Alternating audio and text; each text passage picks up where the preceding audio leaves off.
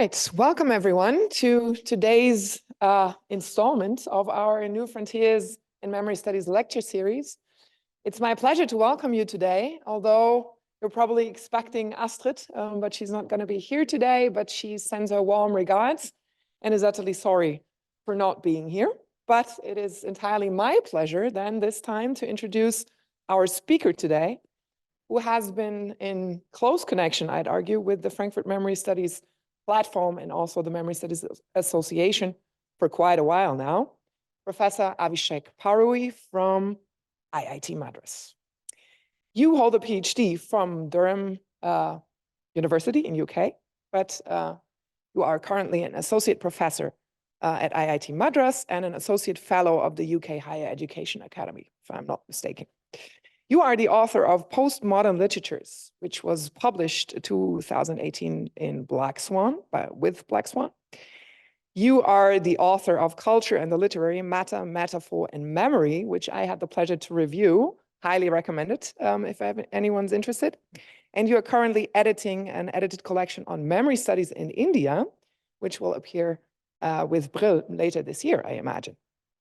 Today, you're going to introduce us to your most recent project, and I hope that you're going to provide us with some background context on this.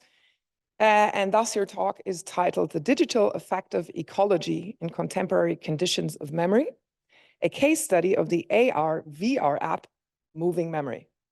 And on that note, thank you, Avishek, for being here, and I'll hand over the stage and the mic to you. Well, thank you very much, Professor Teichler. That was a very generous introduction. It's a great pleasure for me to be here. I've had the privilege of being a very long friend of the Frankfurt Memory Studies platform and MSA, and it was great to finally be here in person.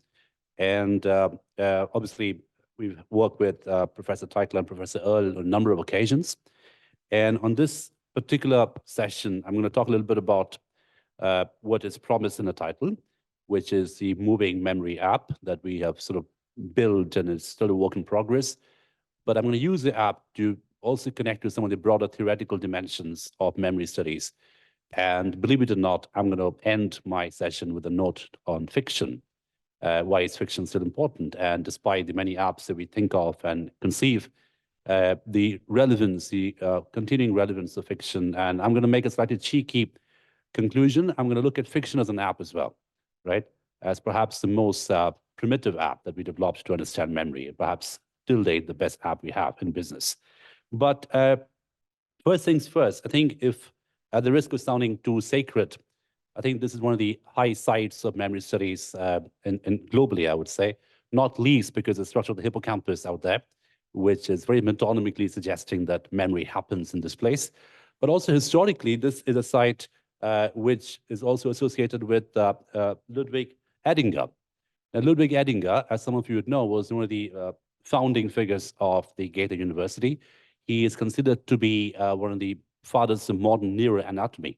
And in 1896, he wrote this really interesting book on the central nervous system of the vertebrates, which was quite revolutionary back in the day, because he took a sort of leap from the Darwinian and the John Hughlin-Jackson way of looking at memory, because at that point of time, if you remember Darwin and the Descent of Man, and also Hughlin-Jackson, the very famous British neurologist, they had this very neat divide between, let's say, the prefrontal lobe where reason, rationality would exist, and the sort of the basal stem at the back of the brain where emotions would exist. Where Edinger, famously associated with this very university, and again, like I mentioned, perhaps the father of modern neuroanatomy, was coming up with a very interesting idea of the additive nature of the human brain, in a sense that, it's not just about a polarized reason versus emotion, but how evolution of the human brain has been additive in quality. We added layers on each other. So there is perhaps the first instance of what we know now as an interactive brain. And I'm going to talk about interaction in a moment in great detail, because any discussion and engagement with digital ecology must take into account the ontology of interaction. What is interactivity? So I think it's important to start with the brain, the whole idea of the interactive brain. And it's no accident that perhaps the first scientists who point towards the interactive brain was based in this very university, Ludwig Edinger. And I think the psychology department has an Edinger wing, as indeed it should be, in this Goethe University Frankfurt. Now, just using Edinger as a historical starting point, also because I'm in Frankfurt and Goethe University, but moving on to some of the very recent work done in neuroscience. Very recently in 2021, Pessoa et al. Wrote a very interesting article called Refocusing Neuroscience. Now, it's a slightly controversial article, but I invite everyone to read it. Now, what they're making, the argument that has been made in refocusing neuroscience, is they're trying to say how the mental states, the mental classifications such as attention, decision, emotion, memory, these are, to quote the article, epistemically sterile in quality.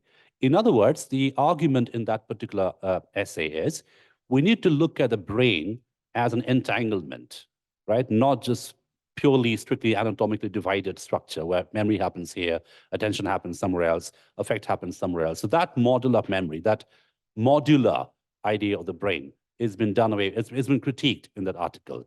Instead, what we have is, interestingly, a very post-structuralist idea of the brain, where it's saying that it is all an entanglement. It's not really an anatomical, territorial thing. It's all, so you can't have reasoning without affect. You can't have decision without what they call affective processing. So again, we're looking at how emotion and decision-making are coming together in very, very sort of molecular ways, if you will. Of course, we've had Antonio Damasio, who wrote extensively on how the idea of the emotional brain and the idea of the rational brain, we need to sort of merge these two together. Now, interestingly, the reason why I'm bringing in neuroscience at the beginning, and we started with Edinger, is because we can see how this also undercuts a large part of what became Enlightenment logic, which was sort of privatizing the reason and the rational mind, as opposed to the emotional appetitive self, sort of mind-body dualism, etc., which very quickly spilled over into other kinds of problematic dualisms, as you all know. And of course, Damasio has written extensively on this. He's written books on Spinoza, for instance. He's written books on Descartes' error. He's got a book called Descartes' error. And interesting how a neuroscientist, a very famous neuroscientist who's actually working, who's writing on Descartes and Spinoza, etc., to hammer home the point, really, that we need to take a look at the brain as an interactive machine, as an interactive organism, right? Interconnected, entangled, interactive in quality, rather than looking at it as a modular anatomical structure.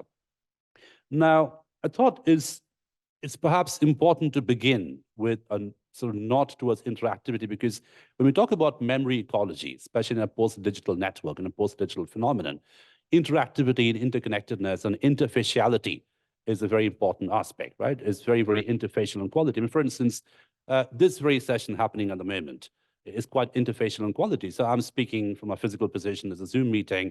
It is getting routed into various degrees of interfacial dimensions, etc. So knowledge sharing in a post-digital world, whether it's pedagogy, whether it's intelligence sharing, whether it's security, is structurally speaking interfacial in quality. So interfaciality will be examined in this session and also in a broader work that we're doing today as an ontological condition, as an ontological epistemic condition, interfaciality. Now, of course, when you look at people like John Simons from Cambridge, who has written extensively on the subjective nature of memory. So again, he's a very good example of a neuroscientist based in Cambridge who is working and engaging extensively with literature, affect, the literary analysis, literary representation, etc. He basically looks at memory from 7 different divisions, shall we say. So there is this molecular division, the cellular division, the neural division, the cognitive division, the personal division, and of course the collective and the social, right? So that you can see how there's a very interesting transition from the molecular to the collective. And the whole business that he's engaged with, it's a vulgar word, forgive me for it, the whole research that he's engaged with is looking at how these divisions should be seen as interconnected in quality, right? How the molecular, the cellular, the cognitive spills over into the social, the phenomenological, the cultural, etc. Now, this is where one argues that literature comes in, right? Because literature is that liminal territory between the interiority of the self, the subjective understanding of the self. Of course, we have this very famous modernist stream of consciousness, focalization, etc. At the same time, literature is inactive in quality. It is social, it is collective, it is historical, it is political. So there is this constant multi-directionality about literature. It is both inward-looking as well as spilling over. And one philosopher, one cognitive philosophy we find very useful in doing this sort of connecting study is Andy Clark, of course. The Clark's idea, and of course, Clark's, it's interesting his relationship with neuroscience. It comes from a cognitive position. Not all neuroscientists agree with what he's saying, but he has some very interesting metaphors. And one metaphor that we find very useful, especially looking at the whole idea of memory ecology, is the metaphor of the leaking brain, right? The brain is leaking in information and leaking out information. So the idea of the situated brain, the leaking brain, and of course, you realize how situated is normally a vocabulary which is used in cultural studies, literature, etc. But he's sort of bringing it together with the brain. So it's not just enough to say that the mind is situated. Of course, the mind is situated, but even the cellular, molecular brain is situated, right? So in terms of how the brain processes information depends on the ecology, depends on the environment, which will determine the very neural, the core neural processing, as it were. Now, of course, Clark is famous for his 4E model of cognition, the embodied, embedded, extended, and active, right? So the whole idea of how cognition is at any given point in time, all of these four things in very asymmetric ways. It is embedded, it's neural in quality, it is embodied, it's the viscerality to cognition, but equally, it is inactive and extended, right? So it is performative in quality. This is why culture comes in. You perform culture. It's a spillover from the biology to the discursive designs, as it were. So again, this is where one can look at literature very fruitfully as a very useful instrument to engage with this multi-directional, multi-material quality of memory. And again, I'll come back to multi-materiality in a moment. So having hopefully established the interactive sort of understanding of the brain, starting with Edinger and moving on to more recent work in neuroscience, which establishes quite firmly and quite persuasively, I would argue, that we need to move away from the strictly anatomical understanding of the brain into more interactive understanding of the brain, how there's no emotion without affect, how there's no decision without immersion. So all these different, even memory for the matter, right? So we are moving away from this very hippocampal idea of memory and also looking at the sort of the influence of amygdala, for instance, the anxiety center in the brain, the emotion center of the brain. So how amygdala and hippocampus are in sort of loop with each other, as it were, to create a more holistic model of memory, right? So again, we're moving on to an interactive understanding of the brain. Now, the same metaphor of interactivity, we're trying to bring in a study of the media ecology. And of course, I'm drawing on Andrew Hoskins' work, where he talks about how memory is both emergent and connective in quality. So it emerges from a site as well as being connective in quality. And of course, Hoskins written extensively on digital memory, on the sort of the re-ontologization of memory in a post-digital world. And when I use the word post-digital, of course, what that means, the way I'm using it as a working definition, is to look at how digitality is a domesticated condition, right? Digitality is internalized to the extent of being naturalized, right? It's not something out there in the open. It's something which is very much part of a biological life, as it were. So, a very quick way would be to understand how AI has invaded the health industry, for the matter, right? How your biological self, your biological heartbeat, your pulses can calibrated, quantified, etc., in terms of the different gadgets which are available in the industry. So the whole idea of the core biological self has also become digital. So the biological is always already digital in many sense. Of course, we have an entire industry where lots of people are making a lot of money doing that. But that is a cultural condition we're looking at the moment. So the post-digital in this argument would be this interactive, interconnected framework, which is quite interestingly, and this is a word, I'm not using it as a cultural student of cultural studies, but this is the word which Pessoa et al. Use in their article refocusing neuroscience, right? Interestingly, they use the word heterarchy over there, right? So the brain is a heterarchic condition, not a hierarchic condition, right? So the heterarchy, the distributive understanding of the brain. So the same metaphor, which we can see, and they use metaphors such as a hub, the brain as a hub of information. And again, look at the vocabulary. They're sort of drawing on the digital media vocabulary to sort of engage with some of the recent work in neuroscience, right? So the idea of the brain as a hub, the brain as a heterarchical organism of interconnectedness, the same vocabulary can be easily mapped on, shall we say, to an understanding of the digital ecology of memory, right? So the whole idea of the digitality of memory, the inactive quality of memory, where memory operates through interfaces, where memory operates through a very multi-material condition. Now, at this point, I would like to introduce a concept which I will hopefully unpack, obviously with the question answer session later on. Very much looking forward to your feedback as well. The concept of interaffectivity, right? The whole idea of the affective being a fluid economy, which travels and moves, which is why it's not an accident that we named the app Moving Memory, right? The whole idea, the moving effect of memory. So the interaffective quality. So how affect should be seen. Of course, I'm drawing on Sarah Ahmed's work a little bit in terms of looking at the contagious quality of effect, the stickiness of effect, shall we say, how effect passes on, how the whole idea of contagion of information. And of course, it's not an accident that the metaphor used for contagious information is viral today. It's a medical metaphor. So virality, something which spreads, sticks, contaminates, as it were. And of course, contamination is not a dirty word in media ecology. It's a good word, actually. So if you make something viral, which means it's a success story, you made it into something kinetic in quality, something which will travel, something which will stick, in other words, the stickiness of effect, as Ahmed talks about in various works. But coming back to interaffectivity, the whole idea of looking at effect as a multi-material, multi-dimensional, multi-interfacial quality, right? Especially in the post-digital world. So effect is not just emergent in quality, it is also connective in quality, as Hoskin says. But we push a little bit further and say it is connective in a multi-material way, right? It is an entanglement of the organic and the inorganic. It's an entanglement of the sort of algorithmic and the biologic. It's an entanglement of the corporeal as well as the intercorporeal. So we have this human, non-human, the digital, and the algorithmic, the manual, all these different kinds of dimensions come together to create this interaffective economy, where effect travels, movement across a circuit, a kinetic quality. The economy of effect in a post-digital media ecology is something we are deeply interested in.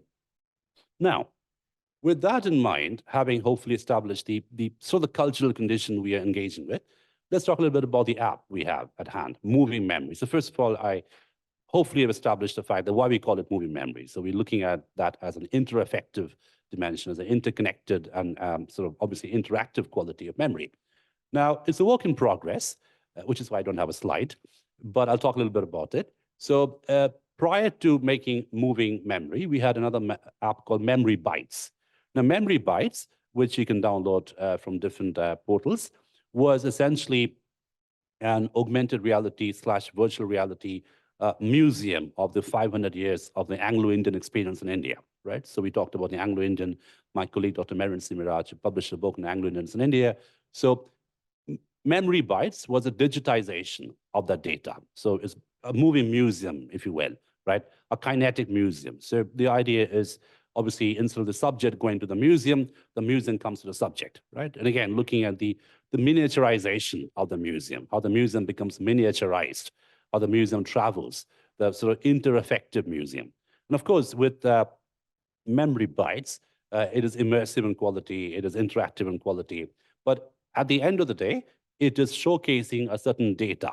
It is showcasing a certain document, whether it's a history of Anglo-Indians, whether it's cookbooks, whether it's comic strips, whether it's handwritten records, marriage certificates, different kinds of archival documents are digitized in Memory Bytes, and the viewer will get to see it in the sense of accessing it, for an AR, VR way. So you can sort of have an immersive interaction with that app.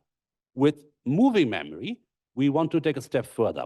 We also want to look at the meta quality. So, the memory, the experience of having the memory, right? So with Moving Memory, the viewer, obviously there are solid objects, there are memory objects that display, but the viewer will also have the experience of remembering it, experience of viewing it. It's an all experiential app. And perhaps it's too ambitious to talk about it at the moment, but that's the idea that we have. Hopefully we'll scale it up the next 6 months or so. It is also interactive in quality in the sense that the viewer will have an avatar which will enter the room, which will enter the museum, as it were. At any given point of time, if anyone else is entering the room, the two avatars can interact with each other. So it is quite interactive in quality. And you also make memory. So the viewer, the avatar, enters the moving museum and becomes part of what is being viewed, right? So it is quite meta in quality that way. It's not just a passive consumption of the memory object. The subject also becomes the object also becomes the subject. So again, this is a bit of a dissolution, shall we say, between the subject-object binary. So anyone looking at moving memory will also look at other people looking at moving memory. So there is that Chinese structure of memory happening at that point of time. And of course, the whole idea was to make it as kinetic as possible, as intuitive as possible, and as interactive as possible, right? And of course, that also points to the concept of interaffectivity that we talked about, how we are trying to create an affective economy, an affect room, shall we say, an affect exhibition, not just passively looking at an object, but also experiencing the affect and allowing the affect to be engaged with by some other viewer, some other subject who's looking at it at a given time. So it has an intersubjective, intercorporeal, and at the end of the day, hopefully, eventually, an interaffective quality to it, right? So there is a shared economy of affect. But the very experience of viewing something, the memory object, the experience is also be calibrated, and the experience also becomes part of the exhibition, as it were, right? So the experience is also exhibited. So you can sort of see someone looking at it, the comments can go up, the feelings can be written at that very point of time, and they come in interaction at that very moment. So it becomes quite literally an interactive memory museum. So this is the long and short of what is moving memory. It's a work in progress. We have a pilot dimension, a pilot version. I'm very happy to sort of send it to you if you drop me an email. It's a work in progress, but hopefully this is what it's going to look like. This is the idea, the ontological idea, which shapes this particular project, if you will. So I promise to end with fiction. I promise at the end of the day, with all the seductions for AR, VR, I will come back stubbornly to fiction because at the end of the day, I'm a student of literature, and I believe most of us in this room read Robinson Crusoe's. We've just had a glorious discussion about Robinson Crusoe during lunch. I will talk about Robinson Crusoe a little bit because, believe it or not, it is an interesting text for memory studies. I mean, as shocking as that may sound. Now, if you read Robinson Crusoe, and it is one of my pet texts, we talk about how political memory is, not just because it's sort of imperialism, the white man going, taking over the island. I mean, we know all that, right? But even at a very banal, mundane memory level, it is so interesting in quality. At the beginning of Robinson Crusoe, those of you who read it, those of you who suffered it, I should say, would know it is a formidably boring text, right? Now, the boredom, all due credit, where it's due to Daniel Defoe, is actually part of the narrative strategy. It is boring because it is about one man getting marooned and alienated and getting abandoned and gradually, bringing this bricks and mortar, building a plantation, getting a gun, etc., and of course, taking over that space. But at the beginning of Robinson Crusoe, we get pages and pages of dense description about Crusoe building a plantation, building a house. You can sort of hear each nail being hammered in, etc., etc. So you get a very elaborate, ornate description of how he's building his entire object of shelter, protection, security, etc. Towards the end of the novel, and Hannah can correct me if I'm wrong about this, towards the end of the novel, when he comes back to York, when he comes back to England, there's a half sentence which says, oh, by the way, when I came back to England, I got married, my wife produced 3 sons, and then she died. Right. So the wife occupies half a sentence in Robinson Crusoe. The nails occupy 1.5 pages in Robinson Crusoe. Now, it is a memory novel. So it's about a novel about a man who remembers what happened to him many years ago and is retelling it in the end. Not just that. Of course, I mean, this goes to show in a very depressing way where the memory bias is. It is about that very male fantasy of territorialization taking over. And the only job of the woman here is to produce more men and then disappear from the novel, literally in half a sentence. But there's one more reason why Robinson Crusoe was interesting. Again, those of you who suffered it would know, there may be some fans in the room, so I'm not offending anyone, I hope. But the novel ends with Crusoe dangling the next adventure and saying, well, I went out again, I did some many great adventure things, but if you want to read it, buy my next book, right? Buy my next novel. Now, as crude as it may sound, it does something which fiction is very good at doing. And this is a conversation I had with Astrid, I think a couple of years ago. We were sharing one platform, virtually, of course, where we looked at fiction, and I'll use that to go back to moving memory and digitality, etc. We looked at fiction not simply as an act of reconstruction, representation, but also as an act of anticipation, right? So fiction as a very unique medium of linguistic representation, which is also an act of anticipation. And I'm not just talking about the postmodernist open-ended novels. Of course, that's very explicitly anticipatory in quality. I'm also talking about the hardcore classic realist novels like Robinson Crusoe, Jane Eyre, and you can think about examples as well. Not just the Tristram Shandy's and Finnegan's Wake. I mean, those are obviously anticipatory, post-structuralist in quality. Obviously, unreliable memory and all of that happens. But even in the most dense, depressingly boring classic realist novels, right? Fiction can be used, has been used historically as an act of anticipation. And we know through studies in neuroscience today that memory is not just a passive recall. Memory is not just about thinking about the past and reconstructing the past. That act of reconstruction is also a toolkit to anticipate the future, right? And this is very true, and we can quickly recognize it when we talk about collective memory, when we talk about nostalgia, when we talk about political memory. Why do certain events get remembered suddenly? Why do certain events, certain historical figures, certain mythical figures suddenly become very important in collective imagination? Not just because politicians are sentimental about the past, I very much doubt that, but because they are using it as a toolkit to legitimize policies in the future, right? Hence, we have the sudden revival of certain myths, the sudden revival of certain sites, the sudden revival of certain memory bits which happen, because that can then be amplified as a way to open up certain anticipatory futures, the whole idea of aspiration, anticipation, which take place in the political realm. So to conclude, I make the argument that even with very sophisticated apps and work in progress, such as ours, movie memory, etc., still the best app that we have in business about memory is fiction. Because I think fiction is the first app we developed in language, which allows the reader to empathize, which invites the reader into an immersive experience, which obviously tells about a certain social, historical, political reality. At the same time, it also allows the reader to interpret, read between the lines, right? Make up things, make meanings. And at the end of the day, it is not just about passive reconstruction or representation. And to go back to Edinburgh, again, this is the University of Edinburgh, fiction has this uniquely additive quality to it. It can add meanings. That's why you have the whole idea of the classic. Ironically, in order for something to be a classic or timeless in quality, it must be profoundly plastic. It must keep adapting different meanings, keep adding different layers of meaning at different points of time.